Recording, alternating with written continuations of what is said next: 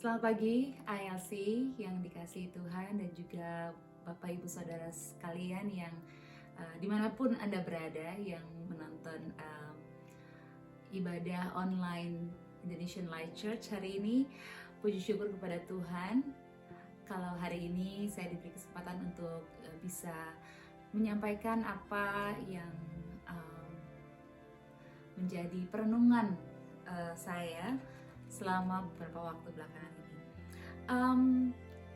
Hari ini saya mau share sesuatu yang saya beri judul The Jesus I Know, atau Tuhan yang saya kenal, Tuhan Yesus yang ku kenal, Yesus yang ku kenal. Sebulan ini kita sama-sama banyak diingatkan tentang pribadi Yesus. Menjelang Natal kita kembali diingatkan, bahkan diajak untuk melihat ke dalam diri kita lagi, siapa Yesus buat hidup kita, ya, siapa Yesus buat kita secara pribadi dan sejauh mana kita mengenal Tuhan buat hidup kita secara pribadi. Benar bahwa Dia adalah Tuhan, Dia adalah Tuhan yang berkuasa, yang perkasa, ajaib, mulia, Dia penuh kasih. Bahkan sebelum Yesus lahir pun sudah dinubuatkan. Kita pasti sama-sama banyak mendengar pesan Natal bahwa Dia adalah penasihat yang ajaib, Allah yang perkasa, Bapa yang kekal, Raja damai. Itu adalah pribadi Yesus yang memang sungguh luar biasa, yang kita sama-sama tahu. Tapi sama-sama seperti kita tahu juga bahwa Yesus adalah Tuhan, tetapi Dia juga adalah manusia yang lahir dan menjalani kehidupan dan pelayanannya dalam rupa manusia. Yesus adalah Tuhan sendiri yang turun dalam rupa manusia, sehingga kita yang berdosa ini tidak binasa, tapi bisa diselamatkan. Ketika saya berdoa dan merenung tentang siapa Yesus buat hidup saya, tentu saja selain Dia adalah Tuhan, Juru Selamat, dan lain-lain yang sudah saya sebutkan di atas tadi, tapi Yesus yang saya kenal juga adalah Yesus yang sangat mengerti keberadaan kita sebagai manusia. Dan kemanusiaannya itu sangat benar-benar mendorong, membantu kita untuk bisa belajar banyak hal. Oke, ada 3 hal yang saya mau bagikan tentang kemanusiaan Yesus. Yang pertama adalah Yesus adalah pribadi yang tabah.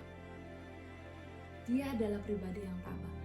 Ini sangat diperlukan oleh kita. Mendengar kebenaran ini adalah sesuatu yang sangat kita perlukan saat-saat ini, yang ketika kita menghadapi banyaknya ketidakpastian, banyaknya proses, banyaknya masalah, banyaknya pencobaan, pergumulan yang kita hadapi sama-sama. Bukan hanya mungkin saya atau bukan hanya saudara, tapi saya percaya kita semua di seluruh penjuru dunia ini mengalami banyak kesulitan hari-hari ini.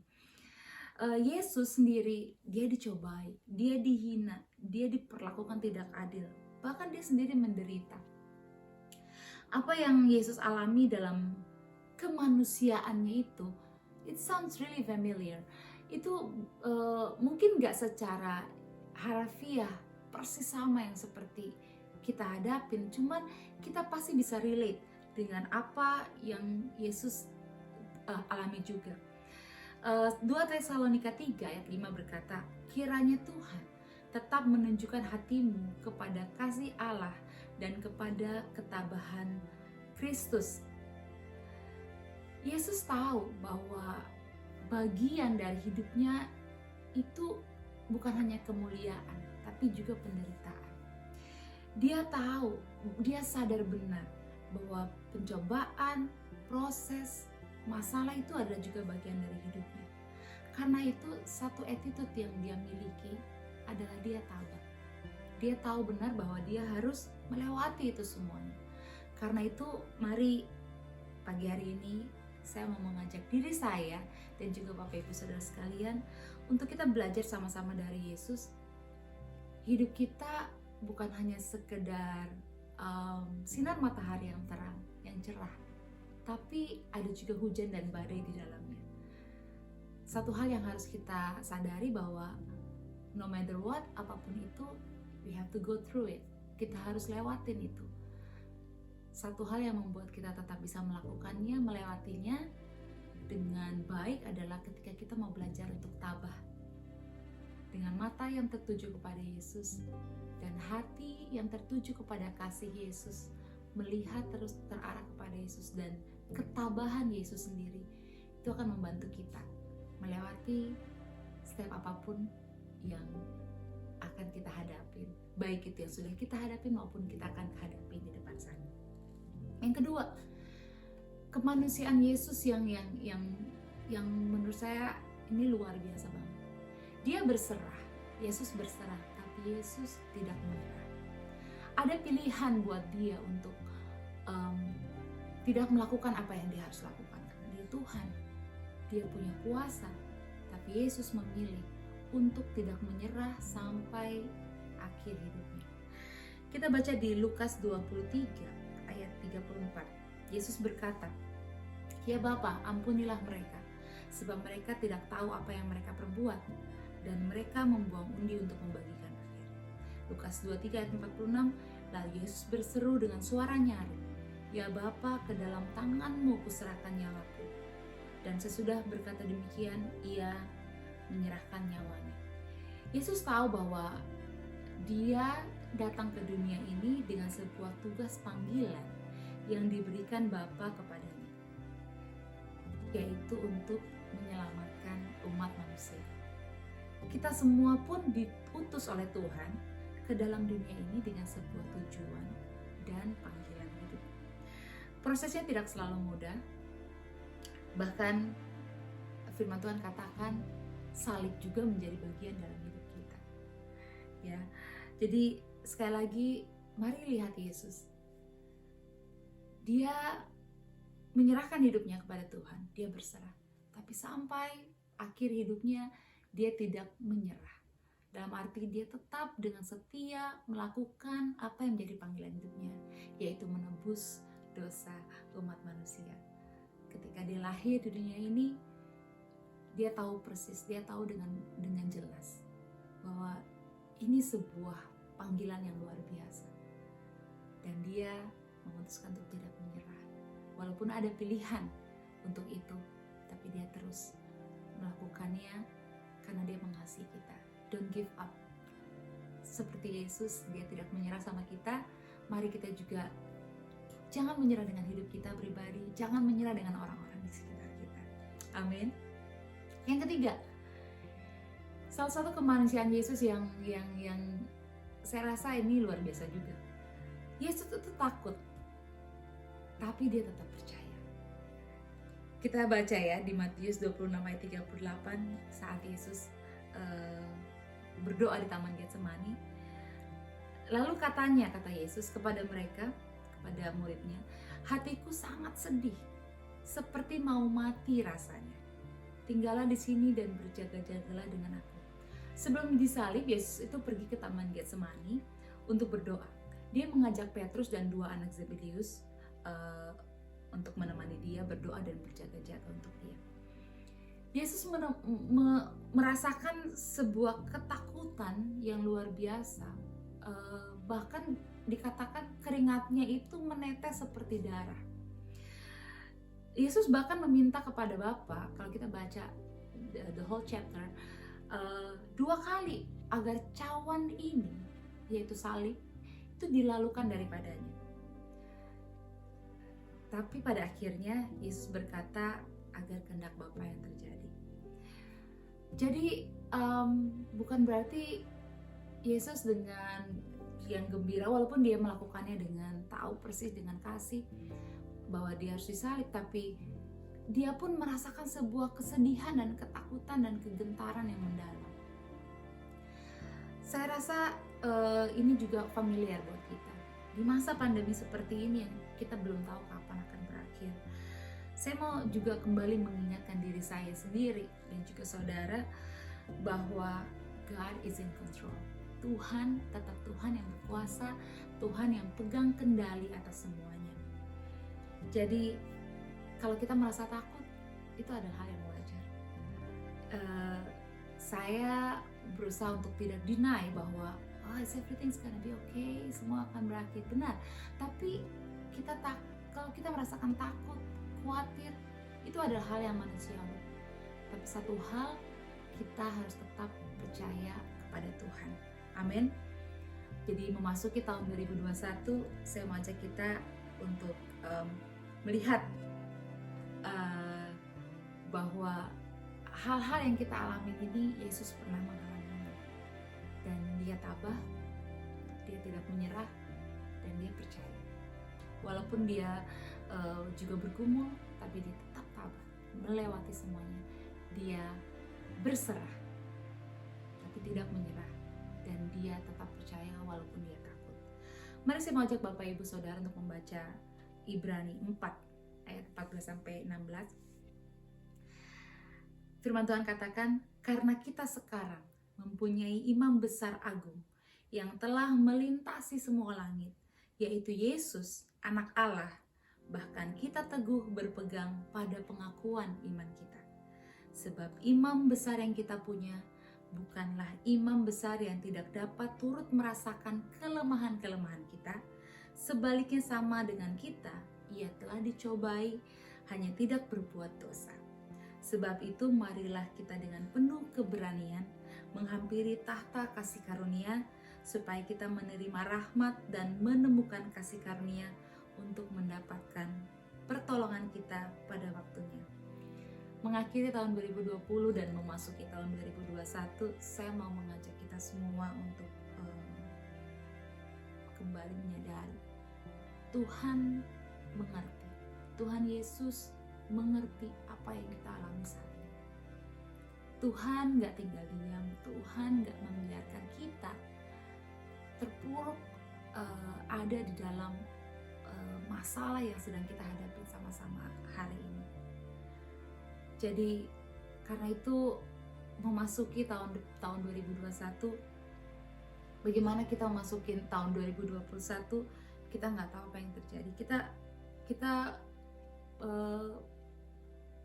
have no idea kapan ini akan berakhir. Apakah akan kembali seperti semula? Apakah kita akan memiliki kehidupan seperti yang kita miliki sebelum pandemi ini terjadi?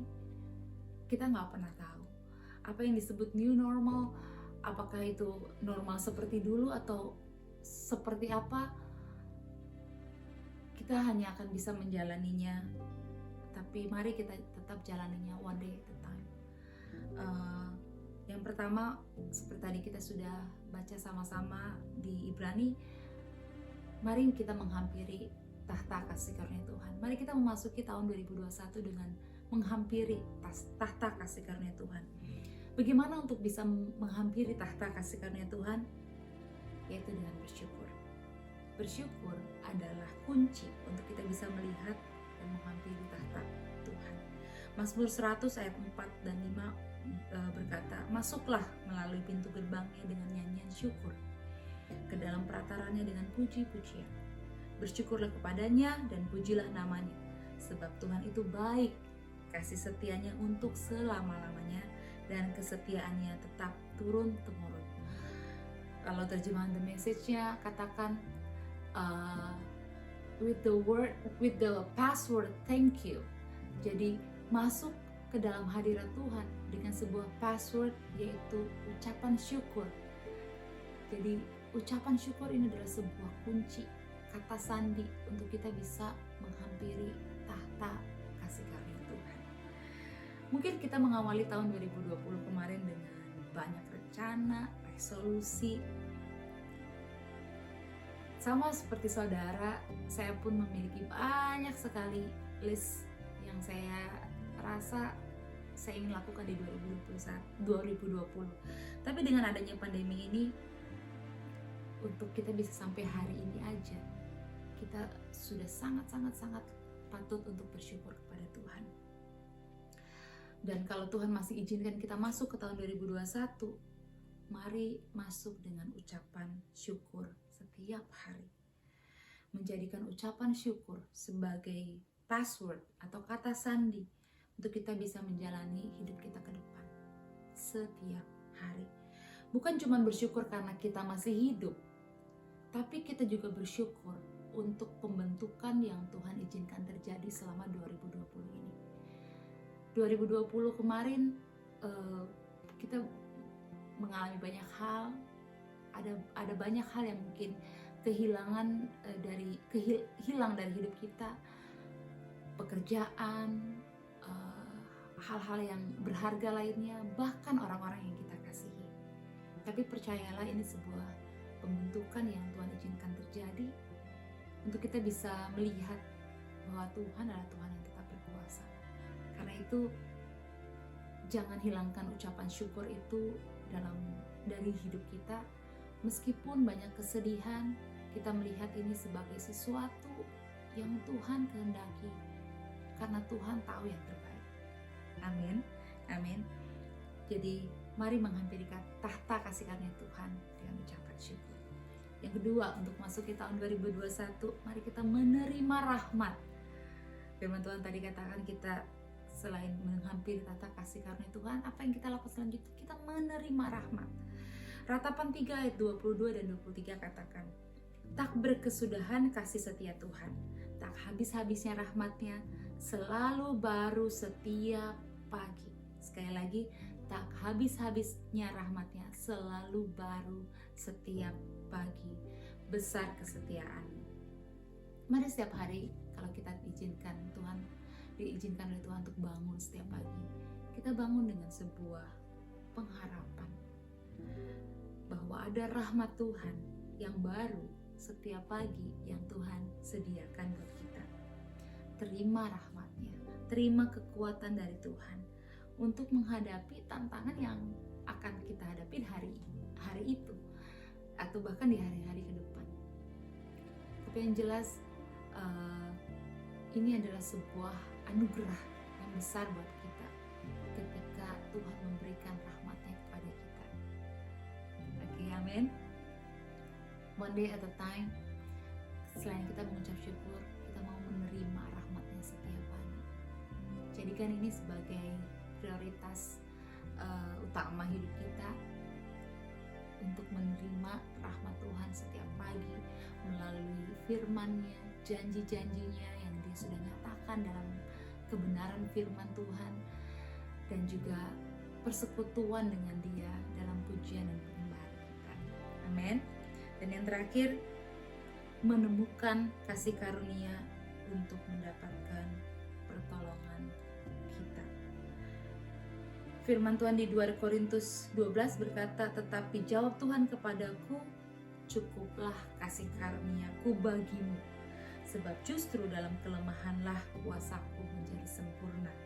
Sebab itu terlebih suka aku bermegah atas kelemahanku, supaya kuasa Kristus turun menaungi aku. Ini sebuah bekal buat kita untuk memasuki tahun depan, bahwa kasih karunia Tuhan cukup buat kita. Cukup buat kita. Kita mungkin akan memasukinya dengan gak tahu mau ngapain, gak tahu mau bikin rencana apa, tapi pegang kasih karunia Tuhan. Temukan kasih karunia Tuhan. Dia yang akan memberikan pertolongan kita tepat pada waktunya. Terima kasih karunia Tuhan, terima anugerahnya. Apa sih kasih karunia itu? Kasih karunia itu adalah sebuah anugerah yang diberikan kepada Tuhan, yang diberikan Tuhan kepada kita, yang sebenarnya kita itu gak layak menerimanya. Jadi ini sebuah hal yang gak bisa kita gain, gak bisa kita earn, tapi it's given. Bukan sesuatu yang bisa kita usahakan untuk kita dapatkan, tapi ini diberikan. Karena itu tugas kita adalah, satu-satunya yang kita bisa lakukan adalah menemukannya dan menerimanya. Amin.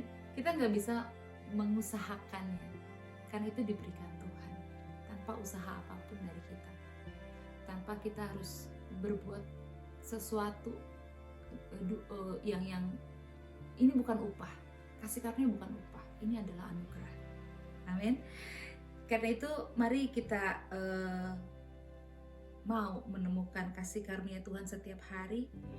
Karena dengan demikian ini sama seperti kita sedang mendeklarasikan bahwa kita mau hidup mengandalkan Tuhan dan bukan kekuatan kita sendiri.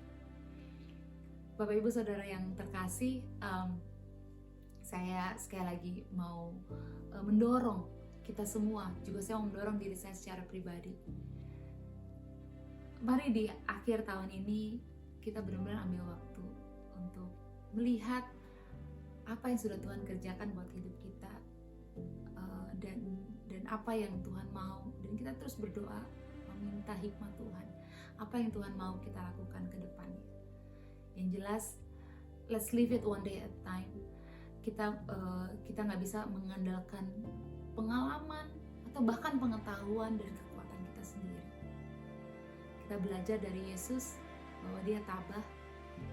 Apapun yang ada di depan sana, mari kita jalaninya dengan tabah, dengan berserah, kita nggak menyerah. Dan juga walaupun kita takut, kita khawatir, jangan hilang kepercayaan kepada Tuhan. Bagaimana caranya? Dengan menghampiri tahta kasih karunia Tuhan, dengan menerima rahmat-Nya yang selalu baru setiap pagi, dan menemukan kasih karunia itu, serta menemukan dan menghidupinya. Tuhan akan memberikan pertolongan kepada kita tepat pada waktunya. Amin. Saya percaya Tuhan yang kita sembah bukan Tuhan yang membiarkan penderitaan tanpa sebuah tujuan.